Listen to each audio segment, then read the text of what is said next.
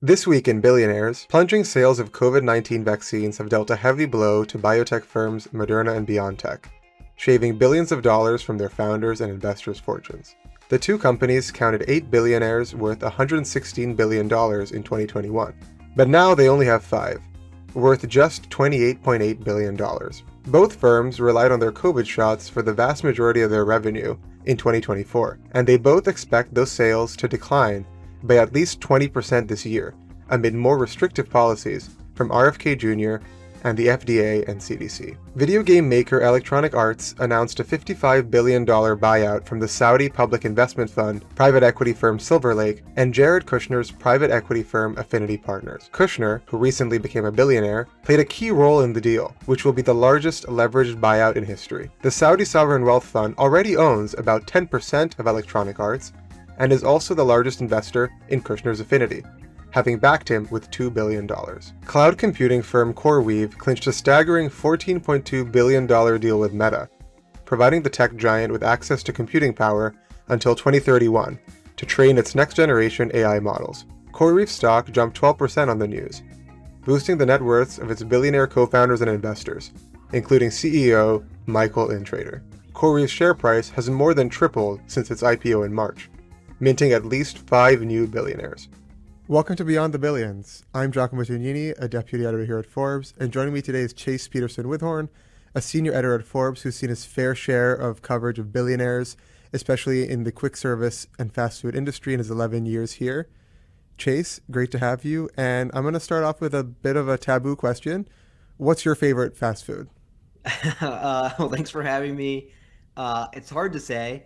I think I'm known for loving fast food, I would Mm-hmm. say. So it's hard to pick, but right now it has to be Raising Cane's right now because today is the day that my cover story came out on Raising Cane's, so it's fresh on the mind.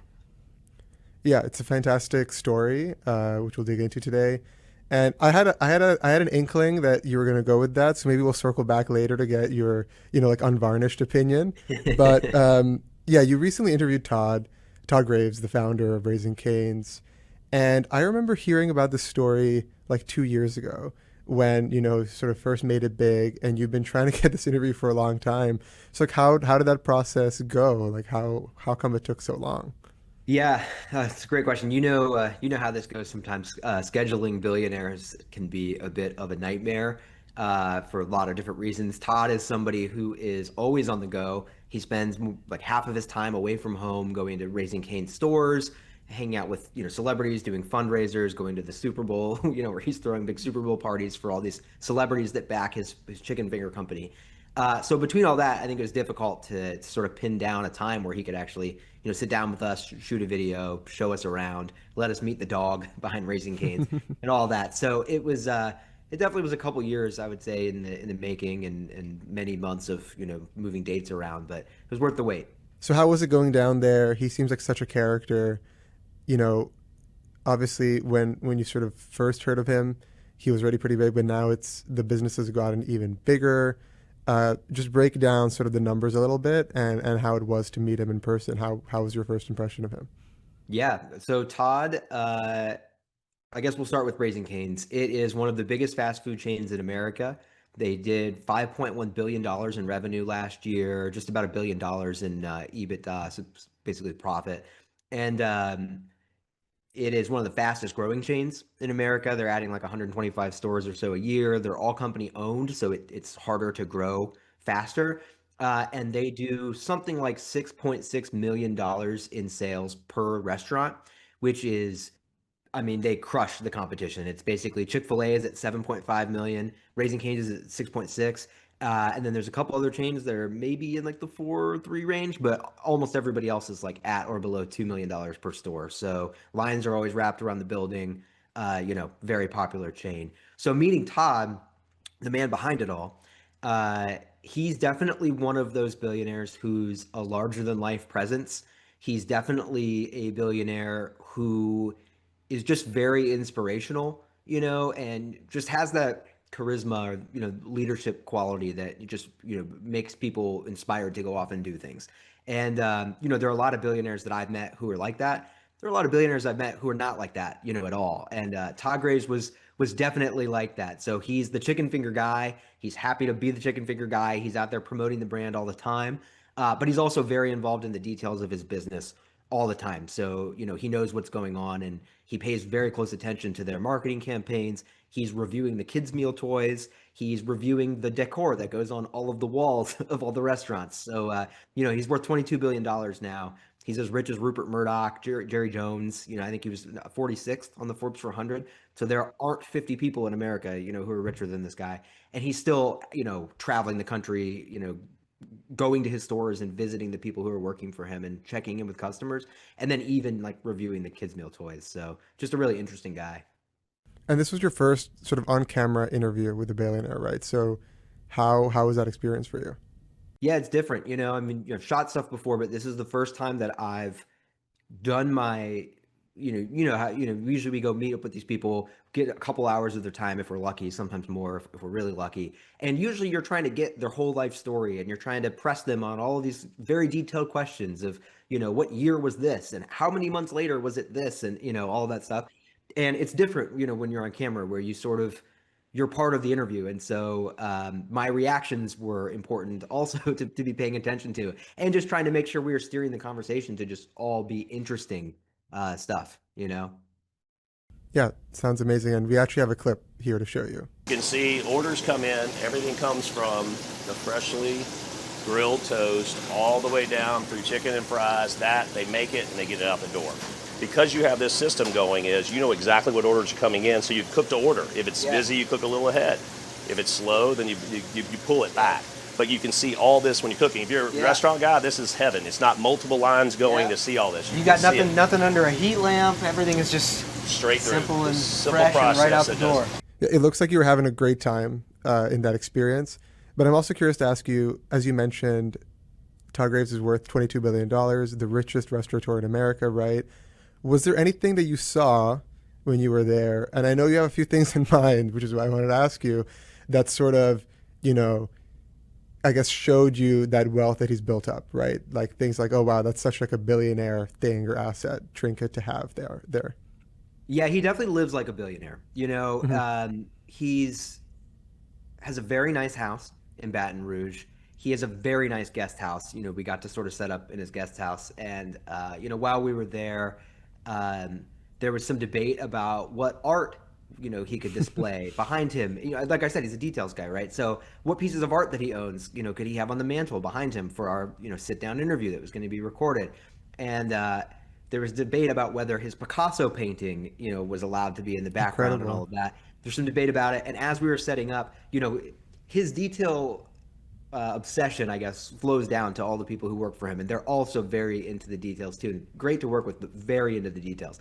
And so it ended up, push come to shove, the Picasso was not going to be in the photo, and then all of they wanted to take the Picasso out of the guest house, take it back to the main house, and there was some debate among the staffers as to whose job it was going to be to carry this Picasso painting across the street. And basically they were doing nose goes, because nobody particularly wanted to be the one responsible for this $11 million painting, but somebody ended up doing it and it was fine. But, it was stuff like that, where he was super into the details. And then, we're hanging out at his guest house and, the piano in the corner is Elvis Presley's piano, and he's just a big collector of memorabilia. And he was telling me about how he owns dinosaur fossils, and he has a pumpkin guy that grew the world's biggest pumpkin or something like that for him, and Indiana Jones's jacket, and he was wearing a very nice watch and very nice outfit. So he was in a lot of ways like a very approachable, down to earth,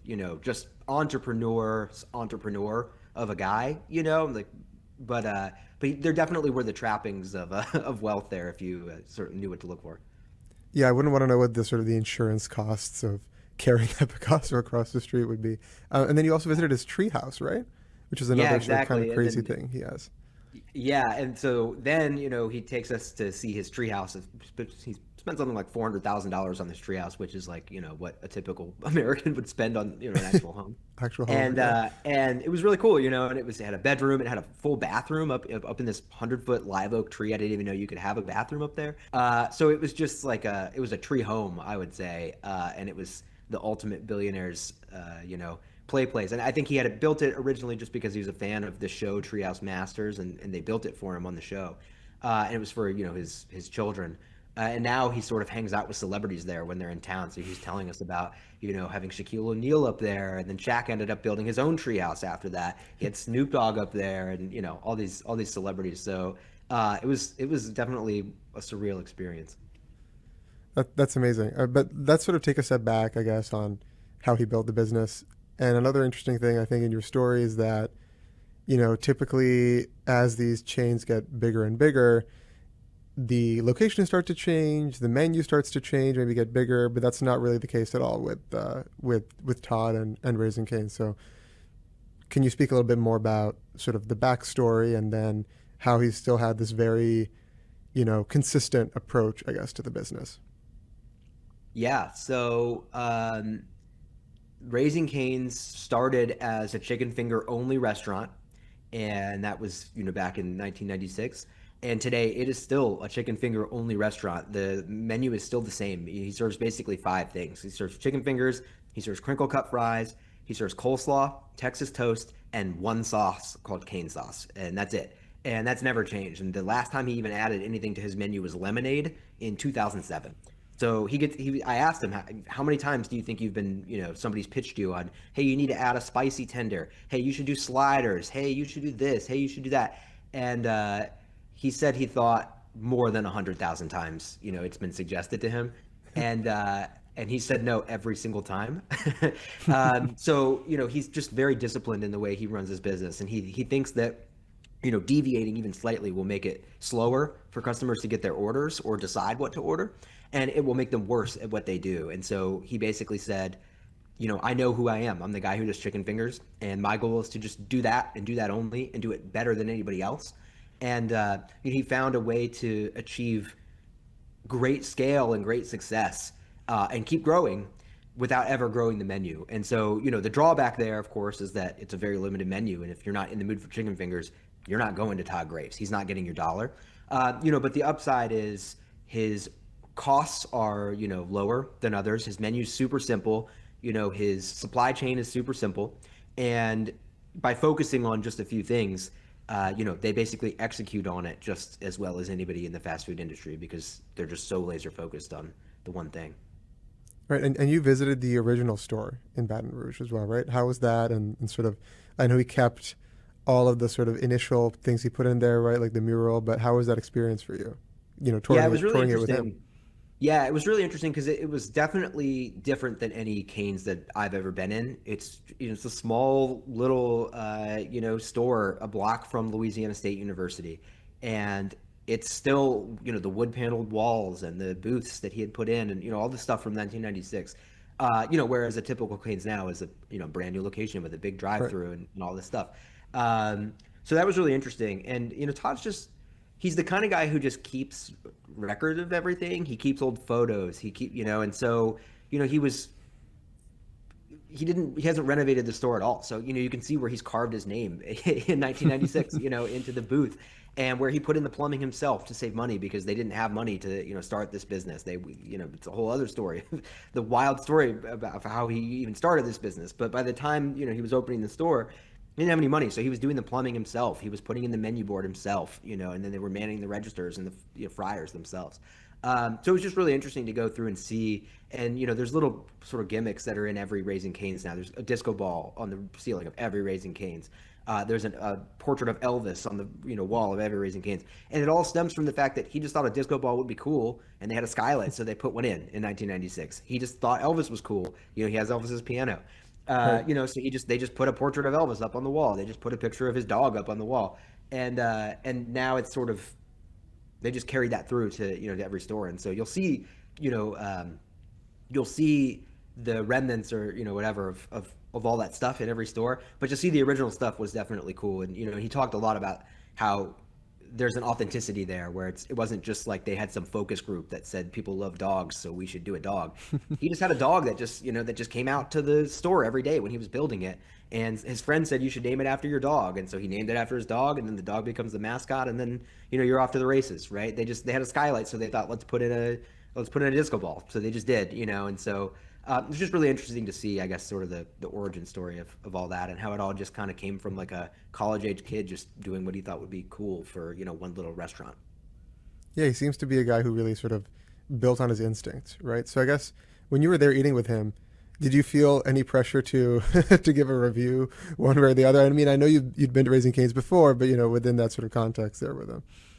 I don't think so. I mean, it's never hard to eat a chicken finger. Right. It's there are worse things to be doing for work than eating a chicken finger. But it was cool doing it, across the table from the guy who invented it. Was definitely really interesting. And I will say that he's obsessive about the food being fresh, the food being like perfectly presentable. I mean, they don't have heated lamps. They don't put anything in a warming cabinet.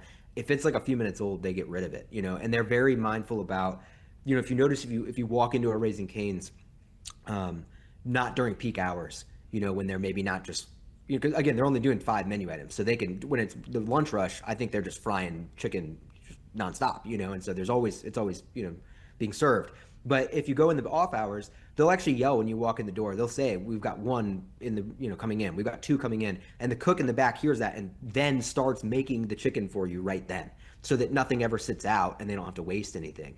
And because the menu is so simple, he was explaining this to me, they know what you're going to order, give or take. Because your options are basically, do you want 3 chicken fingers, 4 chicken fingers, 5 chicken fingers, 6 chicken fingers, right? Do you want... and then you can trade the sides out, but there's only 3 sides, right? So do you want toast, fries, or coleslaw? Do you want one of each? Do you want 2 of one or 1 of 2? Whatever. So it's pretty easy for them to throw 4 or 5 chicken fingers in the fryer, because they know you're going to order somewhere between 3 and 6. So it's really interesting to see that. And I will say that he calls it the mothership, the first restaurant. It was definitely, I would say it was the freshest Raising Cane's I've had, but I mean, it's pretty fresh everywhere. But you can see that they took a lot of pride in running the first one, and the one that's right down the road from his house.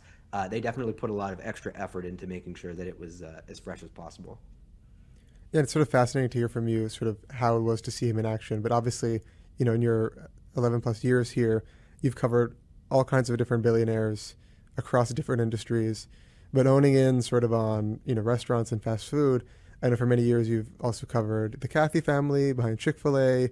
You earlier this year wrote a story about Steve Ells, the founder of Chipotle, becoming a billionaire. Do you see any sort of common traits between Graves and these other entrepreneurs who've taken sort of a pretty simple, food concept into, $1 billion plus fortune? Yeah, I think so. I think that the billionaires who, the restaurant industry is famously one of the most difficult industries to go in, and fast food is super competitive. Fast food has razor thin margins. I mean, it's definitely a very cutthroat, business. I think that the ones who've risen to the top and are billionaires, I think they tend to be pretty obsessive about the food, and they all have a corporate culture that they definitely are very keen to protect and nurture. And, Todd talked about culture all the time, and I don't think it's just corporate speak. I do think that, they try to make it a fun atmosphere. They try to, be very involved in their communities. They've given $165 million, plus, to all these communities that they've been in. And I think he's very serious about that. And the other thing I would say is, he's very similar in some ways to Panda Express, who I wrote about a few years ago, as just being a stubbornly privately held fast food chain that owns its own stores. A lot of, Subway, for example, franchises their stores like crazy, right? McDonald's franchises their stores like crazy. So, Todd Graves in Raising Cane's and Panda Express, the Chung family, are examples of sort of the opposite, where they own the company themselves and they own the stores themselves so that they can keep that very tight control over every aspect of, the experience when you go in there. They're making sure that you're not getting, nobody's skimping on quality of the materials. Nobody is not updating the stores or not keeping the stores clean or, not honoring some promotions, across the country or something like that. Todd is just obsessive about all of those little details and making sure that everything is perfect. And I think some of the others are like that. The Cathys are definitely like that. They have a little bit of a different model at Chick-fil-A, but they run that business very, very closely, and they're very serious about, the standards. And I think that, Panda is like that. And I think Todd Graves is definitely an extreme example of, somebody who wants to make sure that for a business that's so simple, it's, he's involved in every little aspect, and everything you do when you're in a Raising Cane's has been thought out and thought out and thought out. Everywhere you look and what you see, everything is, very, very detailed. Yeah, it's super interesting. I mean, I have covered sort of only one, I guess, food entrepreneur, which is Dick Portillo of the Chicago-based, sort of hot dog and Italian beef sandwich chain. And before he sold out 11 years ago, he kept talking about how, the culture was really important, owning all the stores. Just briefly wanted to ask you we've seen so many deals in the past year in this space, right? Jersey Mike's was acquired last year. Early this year, Dave's Hot Chicken. Do you see any sort of, from a financial standpoint, right? Because obviously we're financial reporters, any shifts in trends in terms of big acquisitions? Obviously it sounds like Todd is not interested in selling, but do you see sort of any Subway, I think, was last year too, sort of any changes in valuations or how the market is moving that way?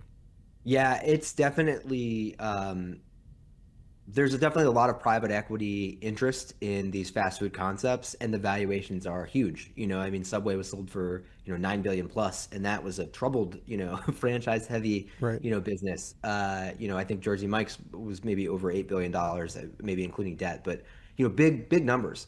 And Todd could certainly sell Cane's for tens of billions of dollars. It's a very, fast growing, very successful chain. He does not seem interested in it whatsoever. He's been doubling down on this forever. He had a co-founder, and his co-founder sold out after they opened their second location. And at that time, I think it was a no-brainer for Todd. It was, of course, I'm going to stick to this, and then he kept reinvesting and reinvesting and reinvesting. And so I think this is what he does. I think this is who he is. And it's interesting, actually, that you brought up Portillo's because, Dick Portillo talked very openly with you about how much he regretted selling his business. Yeah, that's and right. I think and I think that, Todd is of that type where if he didn't run Raising Cane's, what would he do? He would probably want to go run a chicken finger business. So he's already doing that. So, why would he ever sell? And I wonder too, how much some of these guys see, Dick Portillo and people like that who, end up regretting it later on and just decide that they're not going to sell. So I would be, you never know, Peter Cancro of Jersey Mike's, ran that business for a long time. It was his baby and he ended up selling it. So you can never say never. And the valuations are so high right now. And, you can get so much money, for selling these businesses that it's, it can be tough. And it depends on your succession plan too, right? And who's going to take over and all of that. Right. But, so you never know. Sometimes they'll surprise you and they'll sell. But I'd be pretty surprised if you saw, the Cathy family of Chick-fil-A sell. I'd be pretty surprised if you saw the Churns of Panda Express sell. And I'd be pretty shocked if you saw Todd Graves selling Raising Cane's, at least anytime soon. Yeah, super, super interesting. And obviously I encourage everyone to read Chase's fantastic story. Before I let you go, I'm gonna have another stab at the question I asked you at the top. And I'm going to make it a bit narrower this time to not give you Raising Cane's as an option. What's your go-to chicken sandwich? Oh, you can't go wrong eating a fried chicken sandwich, in my opinion. Right. I think that I will say I've never had the Raising Cane's chicken sandwich. He does do a sandwich, but it's just 3 tenders on a bun. So okay.